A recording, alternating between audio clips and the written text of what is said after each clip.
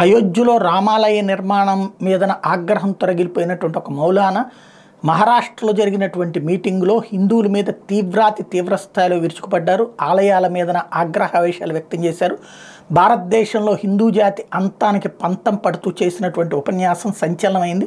అది కాస్త లోకల్ పోలీసులు మహారాష్ట్రలో బీజేపీ ప్రభుత్వం ఉన్నా ముందు పట్టించుకోలేదు. పెద్ద ఎత్తున పబ్లిక్లో అది ట్రోల్ అయ్యేటప్పటికి మహారాష్ట్ర పోలీసులు అతన్ని అరెస్ట్ చేశారు. అరెస్ట్ చేసిన తర్వాత మహారాష్ట్ర పోలీసులకు వ్యతిరేకంగా అక్కడ ఉద్యమం పెద్ద ఎత్తున ప్రారంభమైంది. సల్మాన్ అజారీ ఇప్పుడు తనని కాస్త అతన్ని కాపాడడం కోసమని అక్కడ ఉన్నటువంటి ముస్లిం సంఘాల ప్రతినిధులు పోలీస్ స్టేషన్ ముట్టడిస్తే ఈలోపు గుజరాత్ పోలీసులు అక్కడికి చేరారు. గుజరాత్కి సంబంధించినటువంటి యాంటీ టెర్రరిజం స్క్వాడ్కి సంబంధించిన ఏటీఎస్ పోలీసులు అక్కడికి చేరి అతన్ని అరెస్ట్ చేసి గుజరాత్లో ఇదే వ్యవహారం మీద నమోదైనటువంటి కేసులో మేము విచారిస్తామని చెప్పారు. దీంతో ఇప్పుడు పెను సంచలనం అవుతుంది రెండు రాష్ట్రాల్లో కూడా.